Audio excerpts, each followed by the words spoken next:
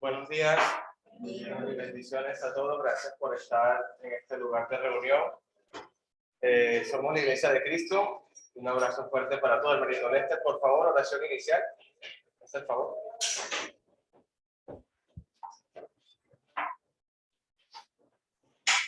Vamos a orar.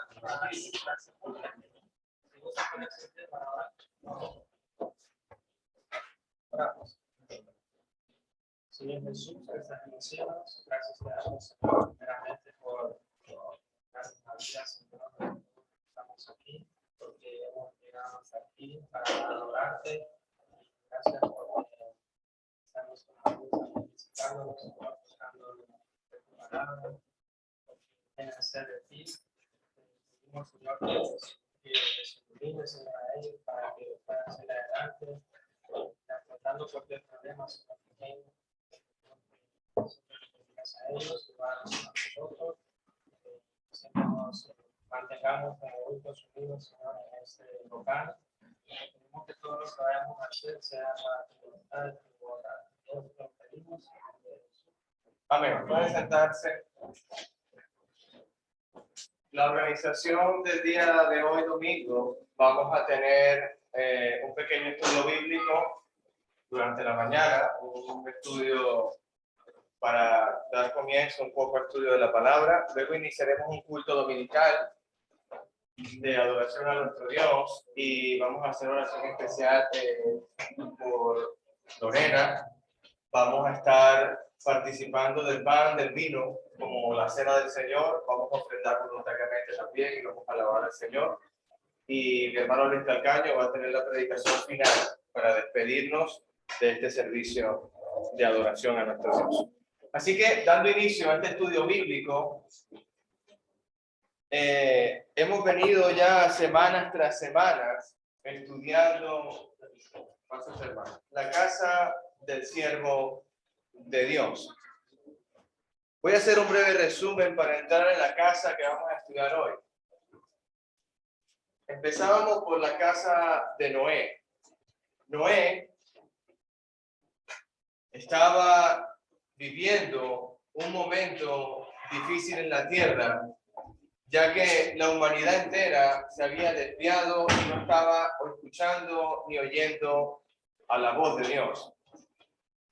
Y viene palabra de Dios a Noé y le dice: hazte un arca de madera de gofer, la calafatearás con brea, es decir, la llenarás por fuera pintada de petróleo, y entrarás tú y tu casa para que sea salvado, y entrarán en el arca animales de toda especie por pareja para preservar su especie. Noé, durante 120 años, predicó que vendría un diluvio del cielo y que inundaría la faz de la tierra. No habría lugar donde pisar en lo seco, y nadie le creyó. Hasta que Noé entró en el arca con su esposa, sus 3 hijos, entraron con las 3 esposas de sus hijos también.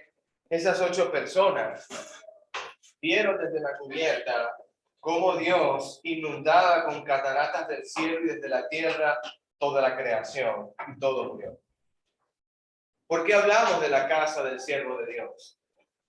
Este seminario, enfocado en familias, enfocado en hombres y mujeres decididos al servicio a Dios, nos dan ejemplo de cómo por cosas que no se vieron, por obediencia a Dios, fueron y las ejecutaron. Por ejemplo, Noé nos da enseñanza de que sin saber que existía un diluvio, él entró al arca por obediencia a Dios.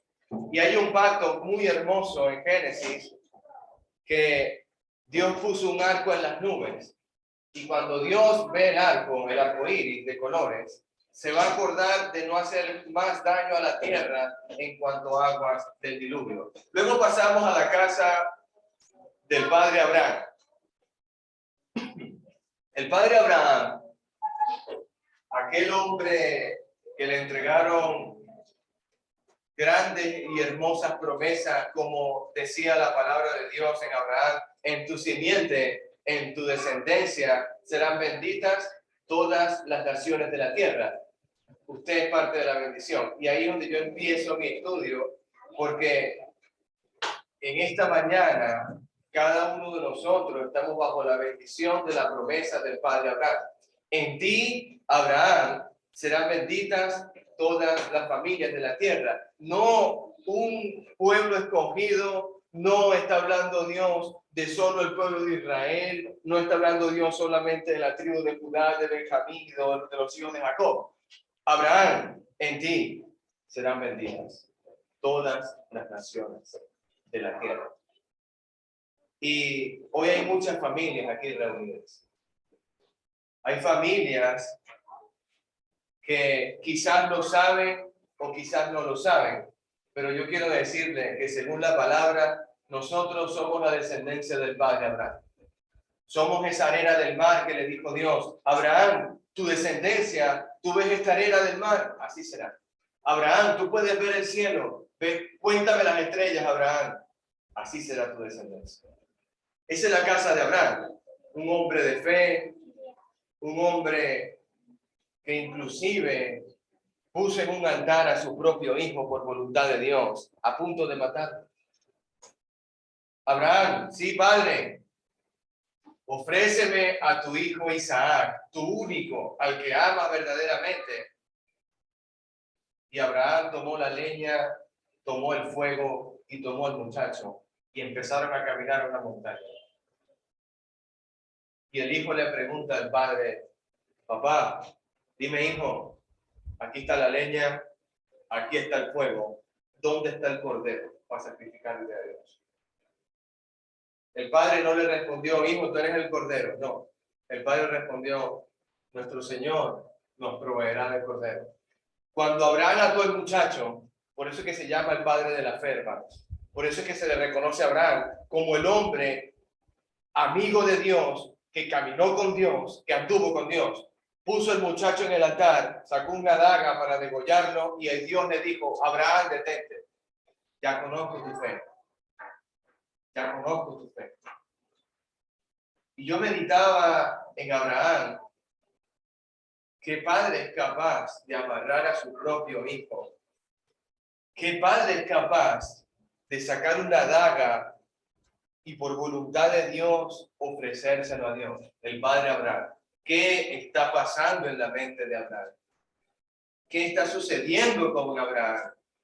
Porque la casa del rey David, la casa de Jacob y la casa de estos hombres y patriarcas estaban pensando en algo que no era físico ni terrenal. Inclusive, con la muerte del hijo de Betsabé, David estaba postrado en tierra. Esto es un paréntesis fuera del estudio. Estaba postrado en tierra. Y él oraba a Dios porque el niño no muriera. Dios le había dicho a David, David, por cuanto tú has pecado con Betsabé, no siendo tu mujer, sino mujer de Urías, has adulterado con ella, el vientre de ella va a ser un niño. Lo amarás, lo cargarás, pero va a morir. Va a morir. David se postra en tierra, se pone polvo encima, porque era costumbre judía, según la cultura, tirarse polvo y ceniza en la cabeza y mancharse la ropa, quitarse gran parte de la vestidura real, siendo el rey David. Y cuando él escucha a los sirvientes, el niño murió. David se levanta. Óyeme, familia, es muy doloroso esto que está pasando con Lorena, pero óyeme, familia. David se levanta y los sirvientes dicen, ¿cómo es posible que este hombre, el niño enfermo, no comía, no bebía, estaba en tierra, en polvo y ceniza, y lo que hacía era orarle a Dios para la salvación del niño?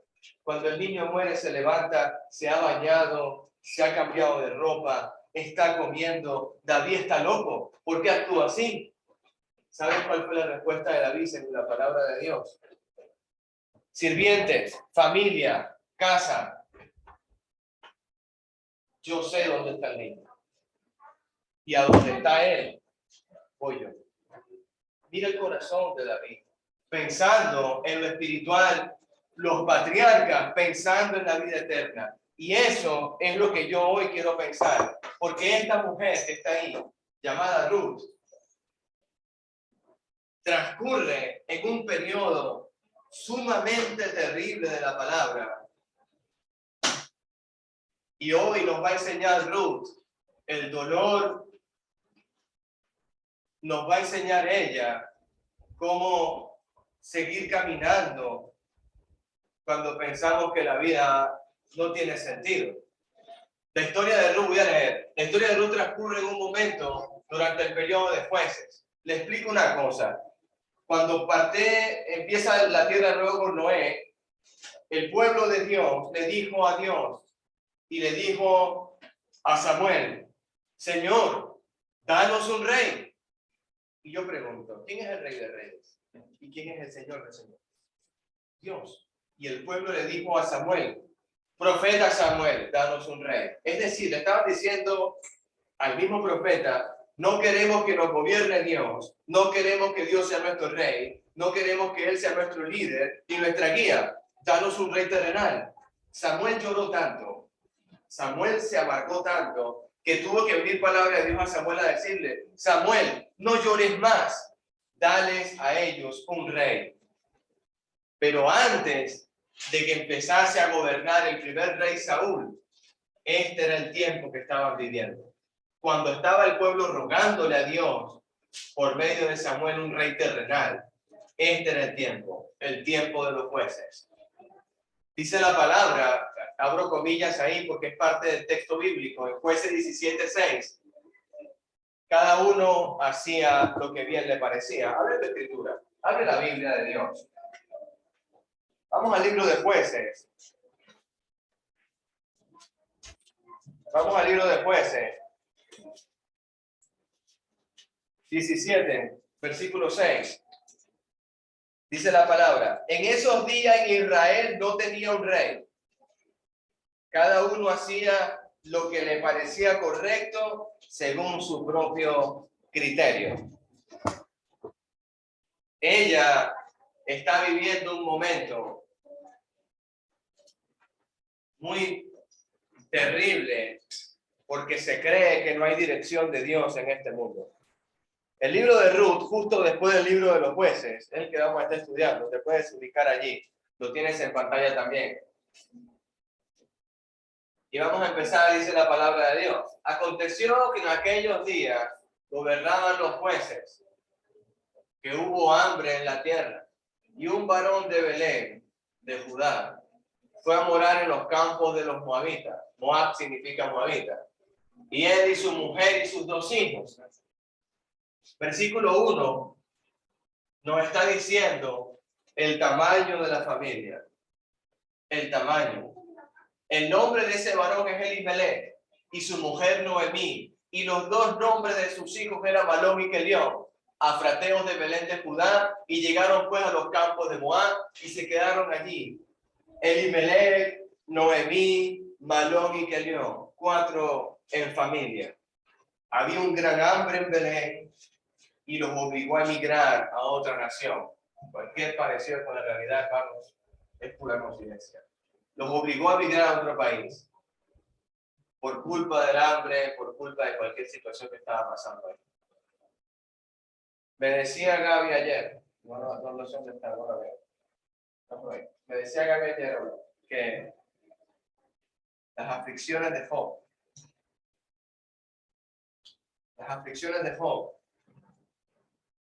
es el hombre en la Biblia que lo perdió todo y sufrió todo y se mostró en polvo y ceniza como el rey David. Hoy vamos a ver las aflicciones de Ruth y de Noemí, porque lo van a perder todo. Versículo 3, murió el padre y murió Elimelech, marido de Noemí.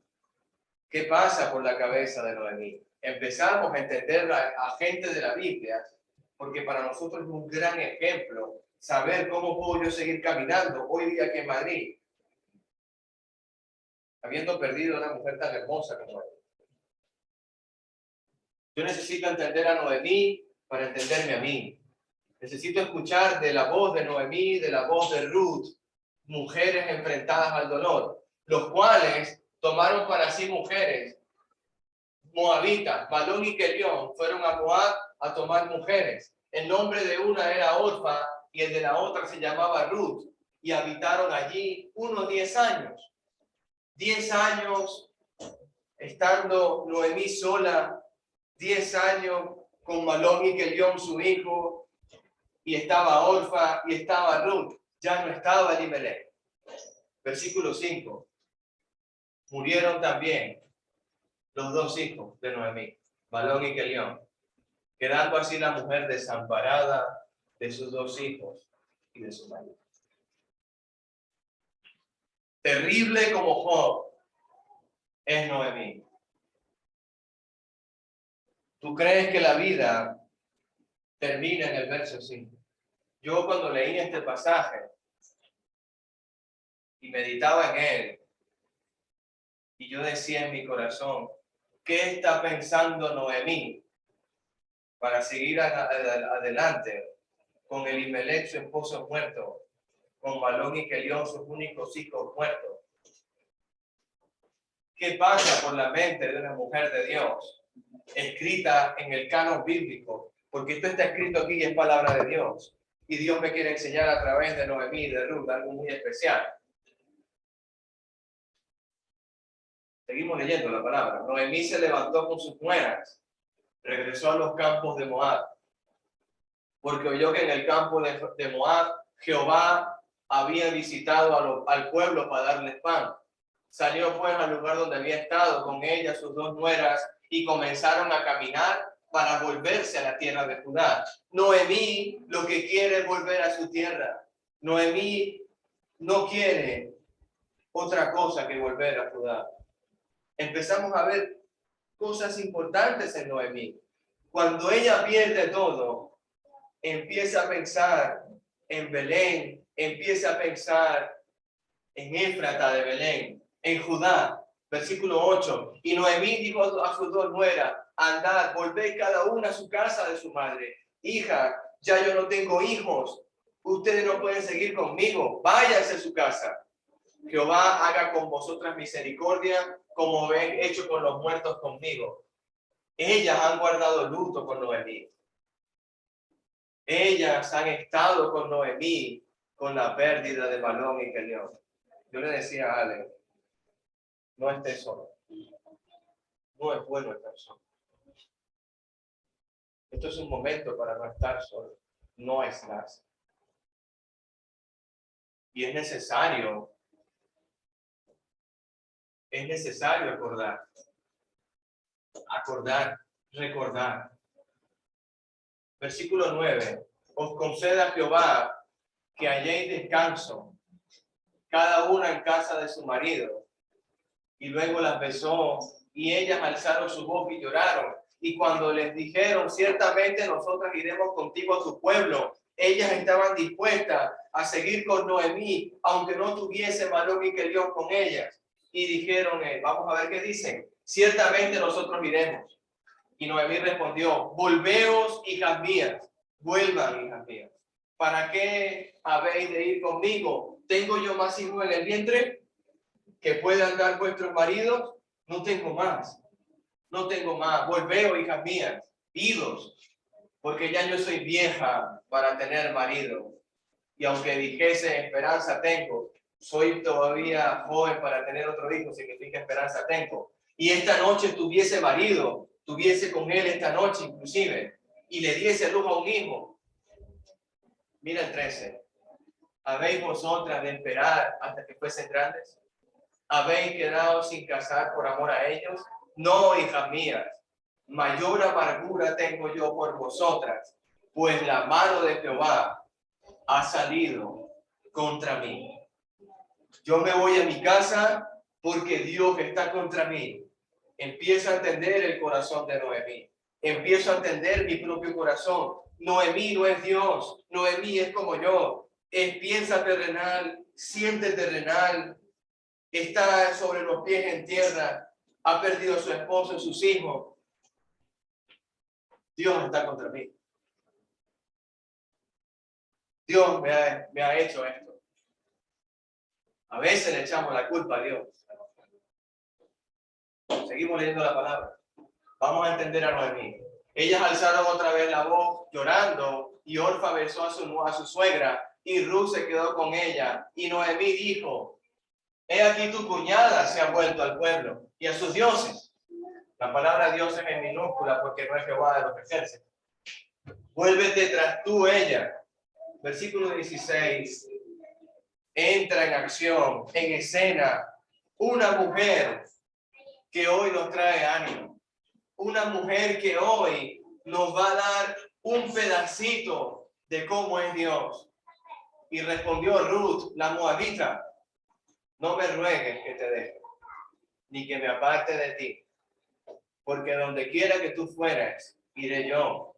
Donde quiera que tú vivieres, viviré. Tu pueblo será mi pueblo y tu Dios será mi Dios. Donde tú mueras, moriré yo. Allí seré sepultada, así haga Jehová. Y aunque me añada que solo la muerte sea la separación entre nosotras dos. Una declaración así, muy pocas hay en la Escritura, muy pocas.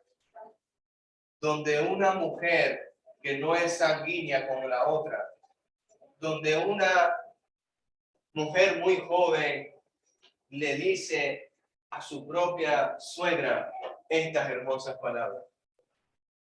Noemí no tuvo que decir más. Ella estaba resuelta a ir con ella. ¿Qué aprendemos de Ruth? ¿Qué aprendemos de Ruth? Noemí está destrozada, quiere ir a Belén y le echa la culpa a Dios. Y Ruth está decidida a estar con Noemí, inclusive hasta la muerte. ¿Sabes qué ha pasado? Que yo sé que hoy no lo vemos. Yo sé que en esta mañana, 24 de julio, no lo entendemos. Pero llegará un día, se lo digo a todos con el corazón, llegará un día que mires atrás y vas a ver cómo la partida de Lorena ha hecho en esta familia tales y cuales cosas tan hermosas.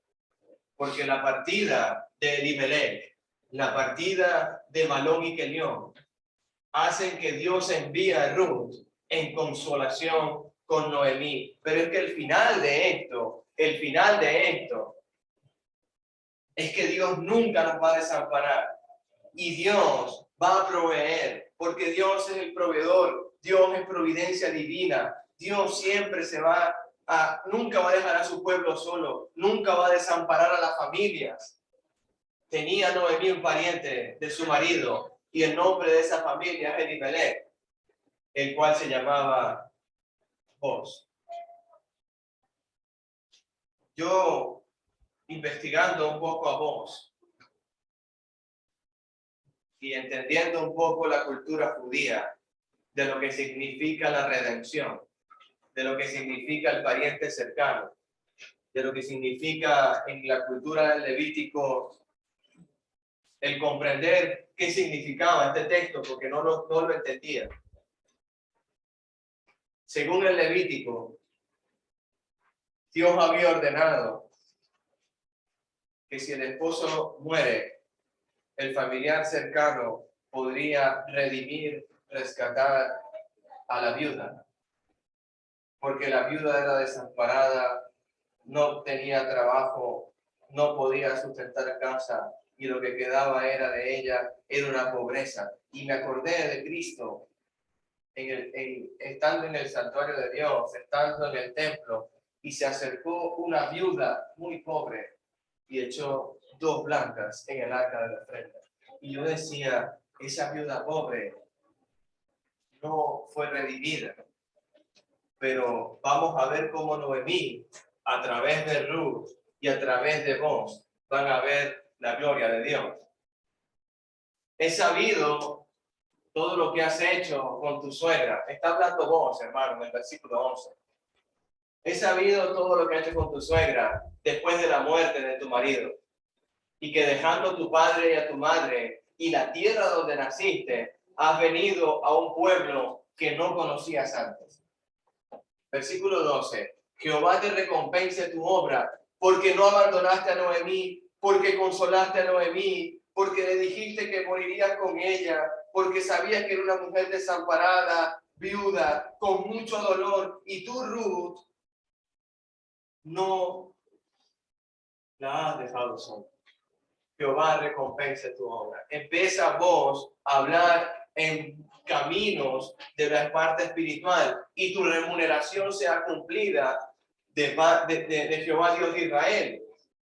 Esta es la parte que me llama la atención. Bajo cuyas alas has venido a refugiarte. Ruth dejó la idolatría. Ruth dejó un pueblo pagano para decir, ya yo he conocido a través de Noemí la salvación de Jehová.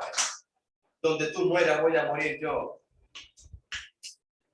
Ahora entiendo por qué Ruth está tan decidida. Porque seguramente, por inferencias, por conocimiento de la Escritura, Noemí le habrá dicho, he guardado luto por Elimelech, por Malón y Kelión mis hijos, pero Jehová de los ejércitos los va a resucitar, Ruth. Y Ruth seguramente, los moabitas no hablaban de resurrección. Los moabitas no tenían esperanza de vida eterna. Los moabitas no tenían a un Dios que le había hablado de una vida postrera. No existe eso en los moabitas. En los amonitas no se había hablado de un Dios que puede levantar a los muertos de una tumba y llevárselos al cielo. Eso no existe en los amonitas. Pero vos sí lo sabes. Y vos le dijo a la hora de comer, ven aquí y come pan. Moja tu bocado en el vinagre. Y ella se sentó junto a los segadores, los que recogían del campo las espigas, y le dio el potaje y comió hasta que se sació y sobró. Luego se levantó para espigar y vos mandó a su criado diciendo que recoja también espiga entre las gavillas y no me la avergüencen. No me la avergüencen. Sinceramente, voy a citar un salmo porque los salmos confortan el alma. Los salmos hacen que entendamos un poco más a Dios. Jehová recompense tu obra. Todo lo que han hecho ustedes unos por los otros. Esos días sin dormir, esas noches de lloro, esas noches postrados en rodillas, esas noches de súplicas a Dios. Jehová va a recompensar vuestra obra. No quedará vacío aquel que clame a Dios. Porque por 2 testimonios, dice la Escritura, de 2 o 3, el que clame a Dios, Dios está en el medio de nosotros. Esta mañana Dios está aquí. No le vemos. Eso se llama fe, certeza y convicción. No le vemos, pero Él está aquí. Él está oyendo, Él está escuchando lo que estamos diciendo. Él está viendo cada corazón contrito, cada corazón afligido. Él está viendo lo que le ha ocurrido a Noemí y lo que le ha ocurrido a Ruth. Él sabe lo que le pasó a Job. Dios conoce lo que le ha sucedido a esta hermosa familia. Y dice el rey David, busqué a Jehová y él me oyó y me libró de todos mis temores. Los que miraron a él fueron alumbrados y sus rostros no fueron avergonzados. Este pobre clamó. El rey David se llama pobre porque él reconoce que espiritualmente no tiene capacidades tan elevadas como la de Dios, siendo el rey de Israel con muchísima cantidad de oro, metales preciosos, un templo y un hogar. Este pobre clamó porque es espíritu y Jehová lo oyó y lo libró de todas mis angustias. El ángel de Jehová acampa alrededor de los que temen y él los defiende. Gustad y ved lo bueno que es Jehová. Dichoso el hombre que confía en él. Gustad y ved lo bueno que es Jehová. Gustar, saborear esa comida que te gusta, esa bebida que te gusta, tú la gustas. Dios te está diciendo a través de David que lo gustes a él. Mira lo que va a pasar ahora, capítulo 2. Lo que le va a decir Noemí. Voy a leer el 19. Y le dijo a su suegra, ¿dónde has espigado hoy? ¿Dónde has estado trabajando? Me llama la atención las preguntas. Bendito sea el que te ha reconocido. Y contó a ella su suegra con quien había trabajado y dijo, en nombre del varón con quien hoy estuve trabajando es vos. Hermano, ¿usted cree que casualmente en los campos que no tenían un vallado divisorio, esta tierra le pertenece a Gaby, esta tierra le pertenece a Brian? No. En el tiempo del pueblo de Israel no había divisiones. Los campos se conocían. Esta ladera es mía, detrás de la ladera le pertenece a la familia de Boz, de esta ladera de izquierda le pertenece al campo de tal región de los moabitas, aquel valle le pertenece a Lot. Se hablaba de lugares por vista, no había divisiones, no había GPS. Usted se pregunta, ¿será que sin teléfono, sin señal satelital, sin GPS, sin tecnología, vino Ruth por coincidencia a caer justamente en el terreno de Boz? Justamente. Aunque no lo esté viendo, Dios está obrando. Aunque no lo entienda, Dios trabaja en mi vida. Y cuando yo clamo a Dios, Él me libró de todas mis angustias. Ruth clamó a Dios y Ruth empezó a caminar y cayó en los campos de Boz. Y Noemí dijo a su nuera, sea bendito Jehová, pues que no ha rehusado a los vivos la benevolencia que tuvo para que los que han muerto. Dios, gracias porque tú te has acordado de Elimelech. Yo aquí me tengo que emocionar. Yo aquí tengo que pensar como está pensando Noemí. Gracias a Dios porque te has acordado de Elimelech. Gracias a Dios porque te acordaste de Maloc y Kelión. Yo en el versículo capítulo 1 te estoy diciendo que tú estás contra mí, pero en el capítulo 2 Dios te tengo que decir gracias. Se parece mucho a mí, no a mí. Un día le digo a Dios, estás contra mí, y otro día le digo a Dios, gracias mi Padre porque me has bendecido. Tenemos que entender a Noemí que es un ser humano. Le está dando gracias a Dios porque acaba de estar Ruth con vos.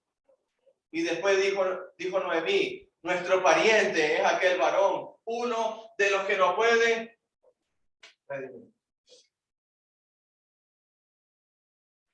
Porque de tal manera amó Dios a este mundo, amados hermanos, que ninguno de nosotros tenía parte. Estábamos como Noemí. Hermano, entendamos que todos nosotros estábamos como Noemí, sin tierra, sin posesión, sin redención, sin salvación. Y un día, diciéndole yo a Dios, estás contra mí, un día en el 2008, un martes 26 de febrero, no se me puede olvidar, por la tarde, el agua estaba fría, y yo le decía a Dios, gracias mi Padre, habiéndole dicho muchos años antes, tú estás contra mí. Y esa noche que yo bajé a las aguas, y yo dije en mi corazón, muy joven, ¿y ahora qué hago? Y había una persona ahí, se llamaba John Valencia, colombiano. Y John me dice, acabas de perder tu vida. Y yo, ¿cómo? Acabas de perder tu vida. Porque la acabas de ganar para el Señor. Yo decía, ¿cómo? ¿Qué es lo que me estás diciendo, John? Explícame lo que yo no entiendo. Si yo mi vida es esta, mi carne, mis huesos, mi sangre, mis órganos. Alejandro, acabas de perder tu vida porque estás buscando a Dios. Y bendito el varón y la mujer que busca a Dios. Hoy estamos aquí y ¿sabes cuántos madrileños prefieren irse a un lugar más fresco que este lugar? ¿Sabes cuántas personas prefieren ir, vamos a un centro comercial o vamos a la sierra o vámonos a la playa, o muchas cosas, muchas actividades que son maravillosas, la creación es una bendición. Pero ¿cuántas personas dicen, yo necesito dejar de decirle que estoy en contra de Dios como está Noemí y empezar a entender que lo que viene es bendición para esta familia? Yo tengo que entenderlo. Es doloroso, es muy fuerte. Y viene Dios y me dice a través de Ezequiel, te hice multiplicar como la hierba del campo y creciste y te hiciste grande y llegaste a ser hermosa. Dios va a describir al pueblo de Dios. Dios va a describir a su esposa. Tus pechos se habían formado, tu pelo había crecido, pero estabas desnuda y descubierta. Y yo pasé otra vez junto a ti, te miré. Mira lo que hace Dios. Dios te mira. Y aquí el tiempo era tiempo de amores. Dios te está diciendo, yo te amo. Es tiempo de amores. Y extendí mi manto sobre ti. El manto de Dios, hermano. La protección de Dios. La salvación de Dios.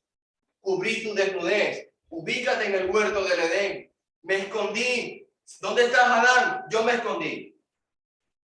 ¿Y qué? ¿Por qué te escondes? Porque estoy desnudo. ¿Y quién te dijo que estaba desnudo? La serpiente que me engañó y me dijo que estaba desnudo y yo comí, por eso que tengo vergüenza. Ahora vas a ser maldito tú, Adán, y estarás fuera de mi presencia. Y entró la muerte. Ahí entró la muerte por culpa del huerto del Edén y la serpiente. Pero viene Dios y nos dice en Ezequiel, muchos años después del Edén, y cubrí tu desnudez, y te di un juramento, y entré en pacto contigo. Que Jehová el Señor, dice Jehová el Señor, y fuiste mía. Dios entró en pacto. Dios hizo un juramento. Dios nos vio desnudos, nos cubrió. Dios vio que nos formamos. Dios vio el pueblo que Él tiene. Yo le tengo que entender Ezequiel. Porque aquel que quiere el abrigo de Dios, aquel que quiere el sustento de Dios, aquel que desea tener un pacto con Dios,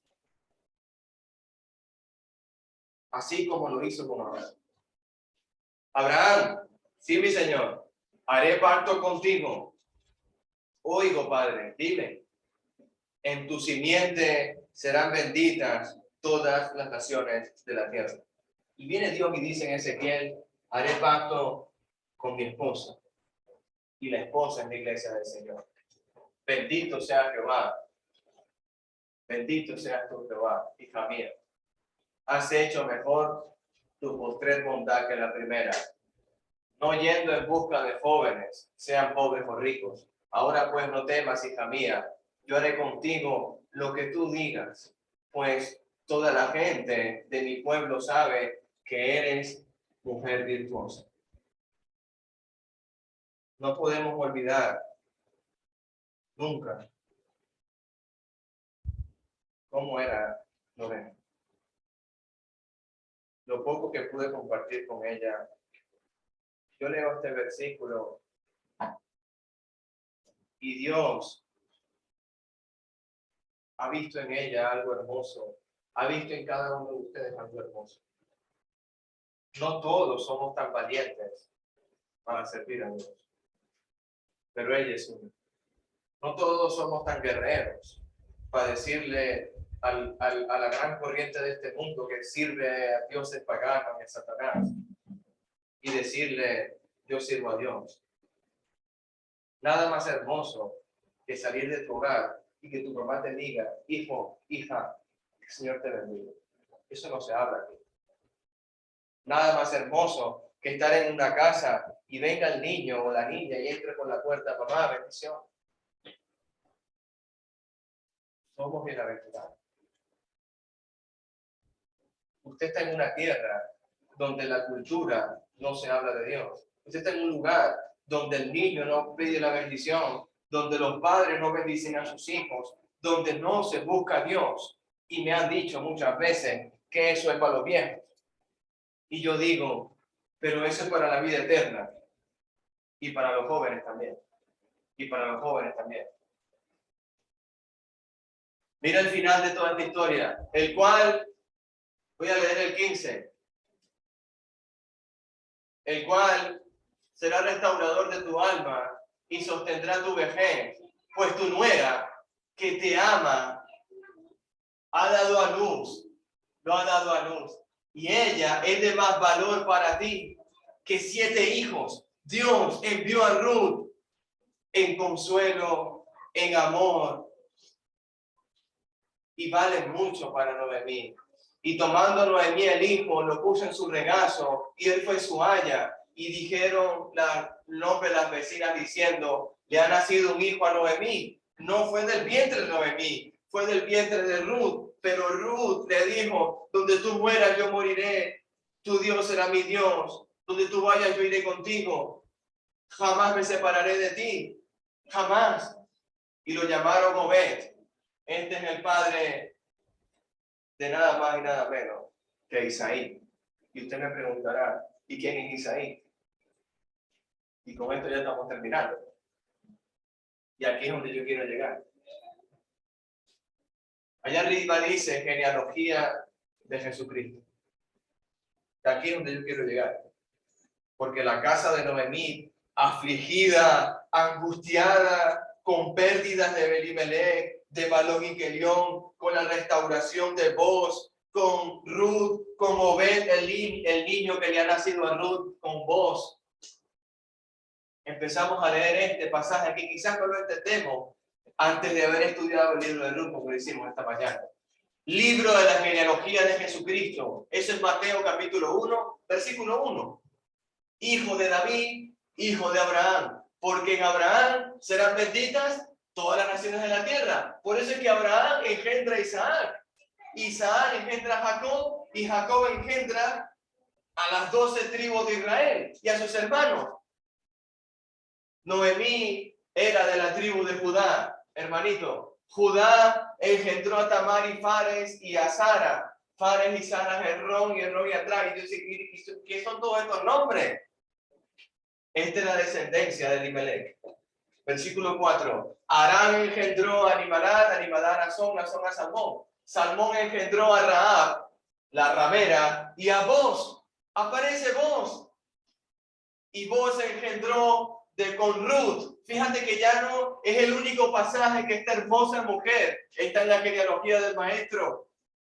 Boaz engendró de Ruth a Obed, Obed a Isaí, Isaí engendró al rey David. Cuando el apóstol Pedro se puso en pie, oíste lo que fue dicho del gran patriarca David, y su sepulcro está ahí con nosotros, pero se ha levantado uno más grande. Ese hombre, con toda su sangre, con toda su pasión, el dolor de Noemí lo cargó en esa cruz. El dolor de Ruth lo cargó en esa cruz. En plena pandemia, cuando murió un primo muy cercano, médico anestesiólogo que me operó a mí, y me llama mi tía para decirme que Arturo había muerto, yo me desmoroné porque sabía que él había tocado parte de mi cuerpo y que había hecho unas grandes maravillas en mí, y yo estoy sano gracias a él. Como una persona con todo su estudio de medicina cooperó para que yo siguiese con vida y él no está. Y yo le preguntaba a Dios, ¿qué ha pasado, Señor? Cuando miré la cruz y vi a Jesús, dice, él calma mi dolor, él murió por él. Y ahora entiendo por qué Dios envió al Hijo. Porque tarde o temprano,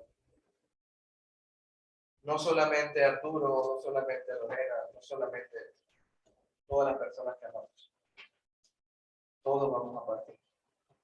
Sea tarde, sea temprano, sea el tiempo que sea. También me acordé mucho del abuelo de mi esposa. Yo derramando las cenizas en un río con él, con con sus hermanos. Yo decía, no termina aquí, no puede terminar aquí, porque este hombre, el Hijo de Dios, se clavó en una cruz, no porque creyó que era bien, no porque fue la voluntad del César y de Roma, lo hizo voluntariamente, porque de tal manera amó Dios a este mundo, que entregó a su único Hijo, y todo aquel que en él crea va a tener vida eterna. Nosotros estamos aquí por la libertad. Nosotros estamos aquí por la salvación y el consuelo de Dios. Y bienaventurados los que lloran, porque ellos recibirán consolación. Dios les bendiga, hermanos. Vamos a pasar a 2 minutos de receso. Voy a cambiar aquí la aplicación.